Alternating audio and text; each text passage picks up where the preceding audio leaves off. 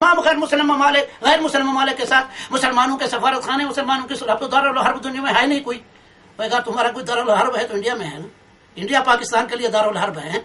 اب اس کا مطلب یہ ہے کہ دارالحرب میں جب جمعہ نہیں ہے تو کوئی بھی مقلد انڈیا میں جمعہ ہی نہ پڑھے.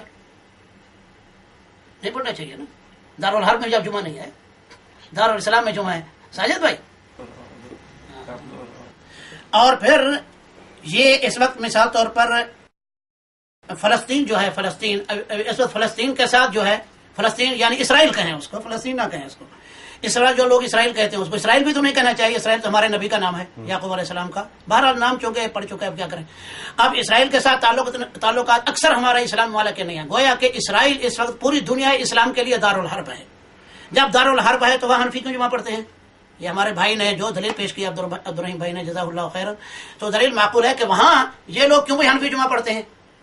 نہیں پڑھنا چاہیے نا. جب دارالحرب میں جب نہیں ہے، اسرائیل تو ان کے لیے دارالحرب ہو گیا نا، تو اس میں جمعہ کیوں پڑھتے ہیں؟ تو اس لیے معلوم ہوا کہ یہ بات ان کی بیکار ہے اور غلط ہے. اس مسئلے کا تعلق اس بات سے ہے کہ جمعہ کے روز جمعہ کی نماز فرض ہے اور ظہر اس کے قائم مقام ہے، یا ظہر کی نماز فرض ہے، جمعہ اس کے قائم مقام ہے. یہ پہلے ہو چکا. چونکہ اس سلسلے میں نبی کریم صلی اللہ علیہ وسلم سے کوئی قولی حدیث نہیں ہے اس دن کون سی نماز فرض ہے، اور آپ نے تمام زندگی بغیر سفر کے جمعہ کی نماز پڑھی ہے، لہٰذا آپ کے اس عمل سے ہی ثابت ہوتا ہے اس دن جمعہ کی نماز ہی فرض ہے تقریباً ہر آدمی پر. جمعہ کی نماز ہی فرض ہے. لہذا مسلمان کسی مقام پر بھی ہوں، دارالحرب میں یا دارالاسلام میں، انہوں نے اس فرض کو ادا کرنا ہے. اس میں کسی الگ حدیث کی ضرورت نہیں ہے، ورنہ ہم مقلدین سے سوال کرتے ہیں کہ دارالحرب میں جمعہ ہے کہ دن ظہر کی نماز پڑھنے کی کوئی حدیث ہے تو پیش کرو. تم کہتے ہو کہ وہاں دارالحرب میں جمعہ نہیں ہے، ظہر ہے، تو ظہر کی حدیث پیش کرو. ظہر کی حدیث پیش کرو کہ جمعہ وہاں نہیں ہے دارالحرب میں. ہمیں کہہ رہے ہیں کہ دلیل پیش کرو کہ دارالحرب میں جمعہ ہے. ہم کہتے ہیں تم پیش کرو کہ دارالحرب میں جمعہ نہیں ہے، اس وجہ سے کہ اس دن یا ظہر فرض ہے اس دن یا جمعہ فرض ہے، اور نبی صلی اللہ علیہ وسلم نے پوری زندگی جمعہ ہی پڑھا ہے. تو معلوم یہی ہوتا ہے کہ جمعہ ہی فرض ہے جمعہ کے دن، اس لیے اس کا نام ہی جمعہ ہے اس دن، دوسرا اس کا نام ہی نہیں. معلوم ہے کہ اصل نماز اس دن جمعہ ہے. تو لہذا مسلمان کسی جگہ پر بھی ہوں، مسلمان کو اس دن جمعہ اس کے اوپر فرض ہے. یہ دوسری بات ہے کہ تعداد کم ہے زیادہ ہے، تو پہلے ہم نے بتایا کہ چونکہ جماعت کے لیے شرط ہے جمعہ کا، اجتماعیت کا اس میں نام آتا ہے، یعنی معنی اجتماعیت کا آتا ہے. 2-3 آدمی 10 آدمی کی اجتماعیت نہیں کہلاتی. تو اگر تعداد کم ہے تو پھر اور بات ہے، آدمی ظہر پڑے گا. لیکن مسئلہ یہ ہے اس کا، یعنی اگر وہاں تعداد میں مسلمان زیادہ ہے دارالحرب میں بھی، چونکہ وہاں جمعہ ہی فرض ہے، تو مسلمانوں کو وہاں جمعہ ہی پڑھنا ہوگا. کیوں؟ اس وجہ سے کہ مسلمانوں کی نماز ہی اس دن فرض جمعہ ہے، اور اس کے خلاف کوئی دلیل نہیں ہے. لہذا اس کی ساری جو باتیں ہیں وہ غلط ہیں. ورنہ اس کو چاہیے کہ اس دن ظہر کی نماز کے پڑھنے کے جو ہے دلیل پیش کرے. اچھا، پھر سوال نمبر 19 میں اس نے یہ کہا ہے کہ غیر مقلدین کے نزدیک سجدہ تلاوت کے لیے نماز کی شرائط ضروری نہیں. نماز کی شرائط، سجدہ تلاوت کے لیے نماز کی شرائط سے مراد کیا ہے؟ نماز کی شرائط سے مراد یہ ہے مثلا وضو کرنا، کہ آدمی کو کامل وضو ہو، مثلا تکبیر تحریمہ، اور پھر اس کے بعد جو ہے آخر میں سلام کرنا.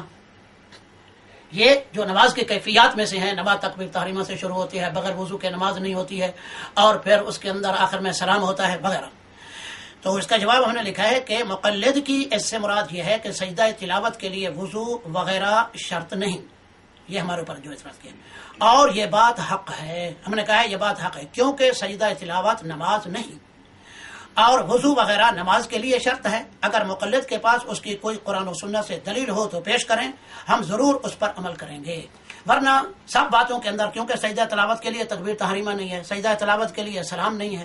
نبی کریم صلی اللہ علیہ وسلم سجدہ تلاوت کیا کرتے تھے، تکبیر تحریمہ نہیں کہتے تھے، اور کسی صحابی سے ثابت نہیں اور اللہ کے نبی سے ثابت نہیں کہ بغیر وضو کے انہوں نے سجدہ تلاوت کو ناجائز کہا. ایک عام سجدہ ہے، یہ عام سجدہ آدمی کسی حالت میں بھی قرآن کی آیت پڑھ رہا ہے یا قرآن کی آیت سن رہا ہے تو اس کو اسی حالت میں سجدہ کرنا چاہیے. سوال نمبر 20 میں اس نے کہا ہے کہ غیر مقلدین کے نزدیک اگر مقتدی کو سہو ہو تو اس کے اوپر سجدہ سہو واجب ہے. اس میں امام کی اقتداء واجب نہیں، اس کے لیے صحیح حدیث ضروری ہے. مسئلہ یہ ہے، اس نے اس مقام پہ یہ کہا ہے کہ یہ ایک فقہی مسئلہ ہے. اس میں عام ہمارے علماء اہل حدیث بھی اور غیر علماء حدیث بھی، مثلا جماعت کے ساتھ نماز ہو رہی ہے، یہ بات تو سب جانتے ہیں کہ اگر امام کو سہو ہو گیا، امام اگر بھول گیا اور مقتدی نہیں بھولے، تو امام جب سجدہ سہو کرے گا تو تمام مقتدیوں کو بھی سجدہ سہو میں شامل ہونا ہے امام کے ساتھ، اگر جو نہ بھی بھولے. لیکن اگر مقتدی بھول گیا ہے امام کے پیچھے کوئی چیز، مثلا امام جو ہے نماز پڑھا رہا ہے اور یہ بھی اس کے پیچھے پڑھ رہا ہے، مثلا رکوع بھول گیا، نیند آ گئی اس کو، کھڑے کھڑے نیند آ گئی، امام رکوع میں چلا گیا اور اس نے رکوع میں نہیں گیا، اور اس وقت وہ جاگا کھڑا رہا قیام میں، جب امام سجدے میں چلا گیا تو اس کی آنکھ کھلی تو امام کے ساتھ سجدے میں چلا گیا، یا سجدہ اس سے رہ گیا، کسی بھی مطلب یہ بھول کی وجہ سے، نیند غفلت کی وجہ سے ہو جاتا ہے مقتدی کو، کوئی بھی سہو ہوا، یا مثلا سورہ فاتحہ نہیں پڑھ سکا، یا مثلا امام کے پیچھے آیا تو جلدی میں آیا اور تکبیر تحریمہ کہنا بھول گیا، اور ایسے ہی کہ ہاتھ باندھ لیے، بہت سے مسائل آ سکتے ہیں اس میں، تو مقتدی کو کوئی بھی سجدہ سہو کی بات پیش آئی ہے اور امام کو سجدہ سہو نہیں ہوا ہے، تو کیا آخر میں مقتدی سجدہ سہو کرے یا نہ کرے، اس کے اوپر واجب ہے، امام کے اوپر تو نہیں، امام تو یوں سلام پھیر دے گا۔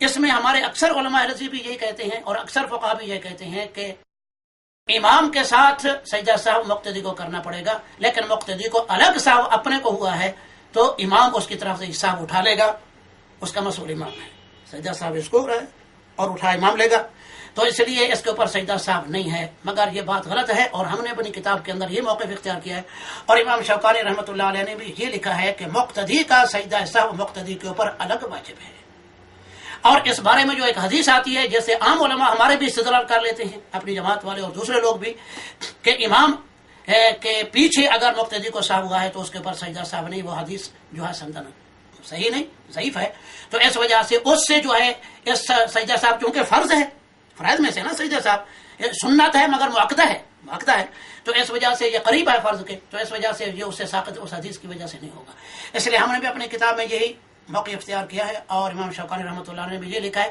اور اس کی الگ سے دلیل کی ضرورت نہیں، اس کی دلیل وہی ہے کہ ہر نمازی پر کہ جب وہ نماز میں بھول جاتا ہے سجدہ سہو ہے، یہ تو الگ ایک حدیث ہے نا، اس میں امام غیر امام کا تو نبی صلی اللہ علیہ وسلم نے کوئی فرق نہیں کہا، کہ یہ کہا کہ جو آدمی بھول جاتا ہے اس کو سجدہ سہو ہے، تو ظاہر ہے کہ اس حدیث کے اعتبار سے چونکہ امام مقتدی کا فرق نہیں ہے، اور جہاں فرق والی حدیث آئی ہے وہ سندن ضعیف ہے، تو اس وجہ سے اسی پہلی حدیث کے مطابق مقتدی اگر بھول گیا ہے تو پھر اپنے اس سہو کو پورا کرے، جو بھی اس سے چیز رہ گئی ہے اس کو پورا کرے، پورا کرنے کے بعد سجدہ سہو اس کو خود کرنا پڑے گا، اور یہی اس بارے میں صحیح مسلک ہے، اور یہی ہم نے اسی کو ترجیح دی ہے۔